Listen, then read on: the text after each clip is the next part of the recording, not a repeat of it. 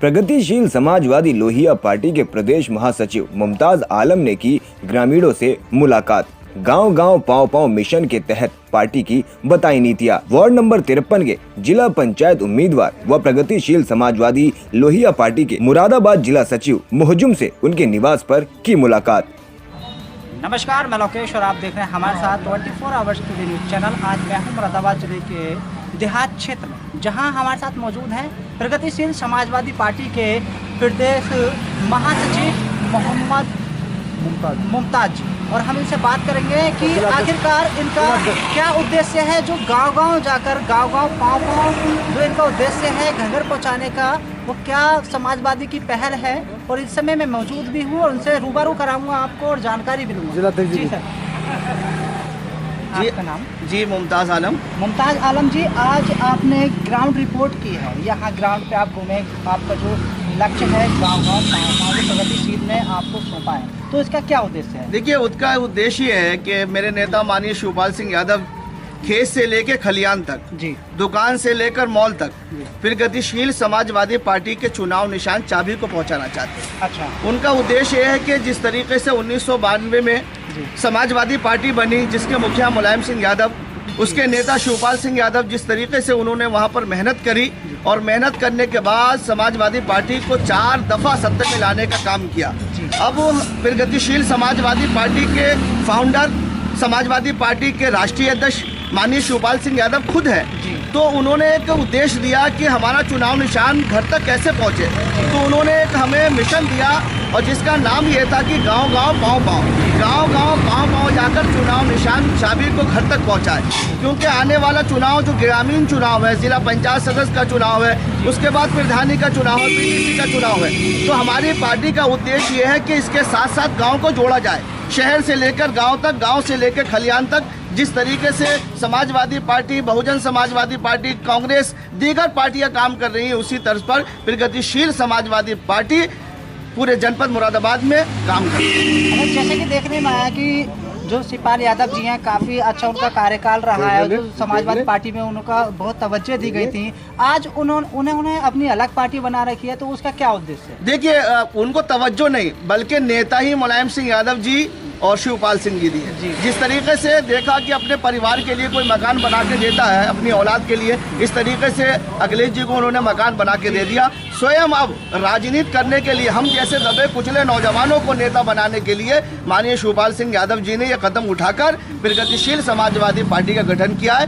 कि हम जैसे दबे कुचले लोग जो उपस्थित थे, यानी 25 साल की राजनीति में हमें मेंबरी तक का टिकट नहीं मिला, तो हम उपेक्षित थे, यानी हमारी प्रेरणा थी, मगर हमारी प्रेरणा को दूर करने का काम हमारे नेता माननीय शिवपाल सिंह यादव जी ने किया।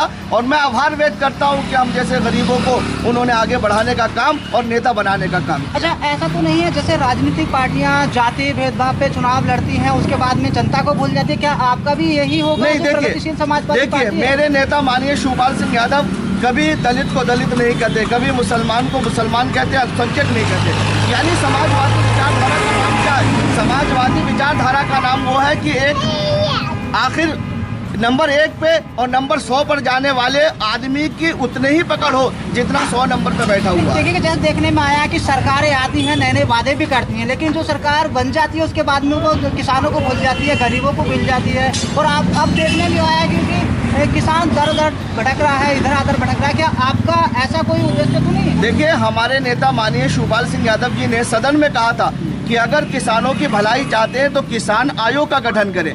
जिस दिन किसान आयोग का गठन इस देश के अंदर हो गया, उस दिन किसान देश का मजबूत हो जाएगा। और किसानों के नेता हैं और किसान के बेटे, इसलिए हमारा उद्देश्य ये है कि जब वो सिंचाई मंत्री थे तो ये नहर के अंदर पानी बहता था, आपके सामने नहर है, नहर में पानी होता था। आज 2017 से लेकर 19 खत्म हो के 20 लग गई है, नहर में पानी नहीं, नहर सूखी हुई है। नहीं, जैसे कि आप देखने में आया भी है कि इस समय कृषि बिल को लेकर किसान सड़कों पर हैं, उनकी कोई मतलब जो सरकार इस समय मौजूद है सुन भी नहीं रही है, और काफ़ी दिनों से 35 दिन से भी ज़्यादा हो चुके हैं, किसान दर दर की ठोकरें खा रहे हैं, लेकिन उनका जो समस्याएं थी वो बरकरार हैं। देखिए, सबसे बड़ी बात यह है कि 135 करोड़ की जनसंख्या वाला देश, जिसके प्रधानमंत्री नरेंद्र मोदी मात्र 2 लोगों के हाथों की कठपुतली बन के रह गए, अंबानी और अडानी की। देश में वो लोग कभी वोट नहीं देते। मेरा मानना है कि अगर वो किसी वोटर वोट बूथ पे गए हों अंबानी या अडानी, तो मैं सियासत छोड़ दूंगा। जिन लोगों ने उनके लिए कुर्बानी दी थी, जिन लोगों ने उन्हें बहुमत में लाने का काम किया, आज सड़कों पे है, ये बहुत बड़ी निंदनीय है। मैं तो देश के राष्ट्रपति जी से मांग करता हूं कि देश के अंदर राष्ट्रपति शासन लगा दिया जाए। आप चुनाव किस स्तर पर लड़ेंगे अब अपनी प्रगतिशील? देखिए, हमारे नेता माननीय शिवपाल सिंह यादव जी का जो राजनीतिक सफर है वो 35 साल पुराना है। 4 दफा वो कैबिनेट मंत्री रहे, सिंचाई मंत्री रहे, लोक निर्माण मंत्री रहे। देख लीजिए जितने जिले के अंदर पुल बने हैं वो मेरे नेता माननीय शिवपाल सिंह यादव जी की देन है। इसी पर 2022 का हम चुनाव लड़ेंगे। अच्छा, जैसे कि देखने में आया कि कुछ पार्टियां हैं, राजनीतिक पार्टियां कुछ जाति को लेकर चुनाव लड़ती हैं, कुछ किसी भेदभाव को लेकर चुनाव लड़ती हैं, जैसे हिंदू मुस्लिमों। क्या आपकी पार्टी भी इस तरह से कोई मतलब लेकर चुनाव लड़ेगी? देखिए, हमारा उद्देश्य यह है कि छोटे लोगों को आगे बढ़ाने का काम। अगर हम हिंदू मुस्लिम बौद्ध पासी जैन कर लेंगे तो हम आगे नहीं बढ़ पाएंगे। हमारा उद्देश्य यह है कि हर घर के अंदर रोशनी हो, हर घर का चिराग जले। अगर एक नौजवान गरीब का काम करने वाला है तो हम उसे आगे बढ़ाने का काम करेंगे। अच्छा, अपने कार्यकर्ता किस स्तर से काम कर रहे हैं आपकी? देखिए, तमाम कार्यकर्ता जैसे पाँव का है, अभी हमारे जिला अध्यक्ष जी अंकित अग्रवाल जी विस्तार से आपको बताएंगे कि हमारा उद्देश्य यह है कि जो गरीब तबके के लोग हैं, जिन्होंने राजनीति करने का शौक है, जो राजनीति करना चाहते हैं मगर बड़ी पार्टियां उन्हें लगाती नहीं है, उनसे काम नहीं लेती, हम उनसे काम दे रहे हैं। देखिए, जिला अध्यक्ष जी प्रगतिशील पार्टी के हमारे साथ। जी सर, आपका नाम? अंकित अग्रवाल। अंकित अग्रवाल जी, आपने क्या सोच कर पार्टी ज्वाइन की? आप पहला सवाल तो मेरा यही रहेगा। एक्चुअली जो देश के हालात चल रहे हैं और लोगों को जागरूक करने के लिए किसी न किसी को आगे आना पड़ेगा और किसी न किसी को कदम उठाना पड़ेगा। तो उसको समझते हुए लोगों की जागरूकता को करने के लिए, लोगों के लिए काम करने के लिए मैंने सबसे पहले पार्टी ज्वाइन की। अच्छा, आपको नहीं लगता जैसे कि समाजवादी पार्टी का पहले गठन था, एक साथ सभी थे, लेकिन अब बिछड़ने के बाद में क्या वो जनता की सेवा कर पाएंगे? हमारे राष्ट्रीय अध्यक्ष जी आपको पहले भी बता चुके हैं, हमारे मुमताज जी की कैबिनेट मंत्री रहे हैं और उन्होंने ही समाजवादी का विस्तार किया था। और वो एक किसान के पुत्र हैं और एक किसान है, वो लोगों का दर्द जानते हैं। और अगर लोग, जनता, किसान उनको सत्ता में आने का मौका देती है तो वो लोगों की तकलीफों को समझ पाते हैं। जैसे आपका मिशन चल रहा है घर घर गांव-गांव पाँव-पाँव, तो उसके तहत आप जनता को क्या संदेश देना चाहते हैं? घर घर पाँव जो हमारा मिशन चल रहा है, सबसे पहला हमारा उद्देश्य है कि हमारा जो पार्टी का चुनाव निशान चाबी है वो घर घर तक पहुंचाना। फिर उसके साथ साथ पार्टी जो आज देश के अंदर बेरोजगारी है, हमारे राष्ट्रीय अध्यक्ष जी ने एक फॉर्म निकाला है कि हमें काउंट करना है कि हमारे देश में कितनी बेरोजगारी है। तो गांव-गांव पाँव जाने के कार्यक्रम करने के बाद हमको इस बात का आकलन हो जाएगा कि हमारे देश में बेरोजगारी कितनी है। अच्छा, अपने कितने कार्यकर्ता इस जो आपका जो प्रोग्राम है ये चल रहा है, कितने कार्यकर्ता लगे हैं आप इसमें गांव-गांव पाँव? हमारे पार्टी के 51 कार्यकर्ता होते हैं, मेंबर के कार्यकारिणी के लगभग, और उसके संग हमारे गांव के प्रधान लोग भी हैं और हमारे बच्चे कार्यकर्ता भी हैं। तो लगभग 70-80 लोग हमारे संग इस कार्यक्रम में। आज यहाँ आने का उद्देश्य क्या था? और आपका यहाँ आने का उद्देश्य? यहाँ पे हमारा आने का उद्देश्य जो है, आजिम भाई को तो आज मोजिम भाई को आज जिला सचिव बनाया है हमने, पार्टी का जिला महासचिव बनाया है। और आने वाले टाइम में हमको उनको जिला पंचायती चुनाव भी लड़ाना चाहिए। पंचायत चुनाव भी आप अपने प्रगतिशील समाजवादी पार्टी से वो चुनाव लड़ेंगे?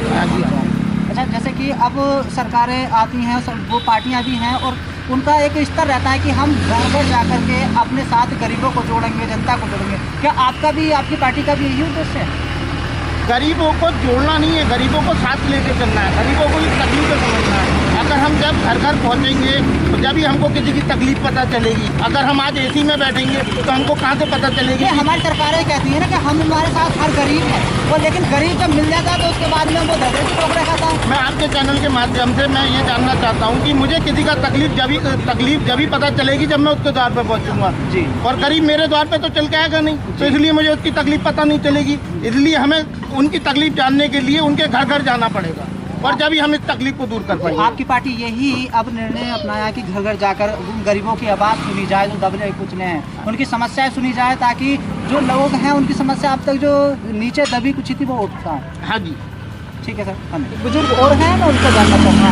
तब आपने देखा है जैसे कि पार्टियाँ आती हैं, वादे भी करती हैं, लेकिन प्रगतिशील पार्टी क्या जो वादे करती है उसको निभा पाएगी? ये पार्टी पहले से निभाती चली है और निभाएगी। अच्छा, जैसे कि समाजवादी पार्टी में रहकर शिवपाल यादव जी ने बहुत अच्छा काम किया था, आप जानते हैं। विकास किया जी जी जी, और अब भी विकास की उनसे ही उम्मीद है। उन्हीं से उम्मीद है।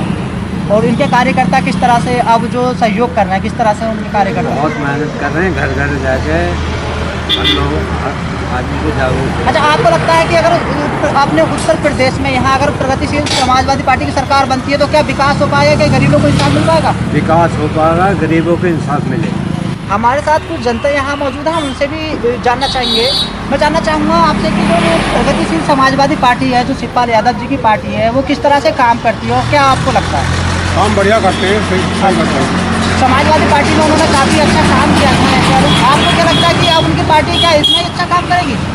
हाँ, ये तो उम्मीद है जी, ये तो उम्मीद है कि बढ़िया। अच्छा, जो उनके कार्यकर्ता घर घर जाकर लोगों को जागरूक कर रहे हैं, आप उनके लिए क्या कहना चाहेंगे? अच्छी बात है, बढ़िया बात है, अच्छी बात है। बढ़िया बात है।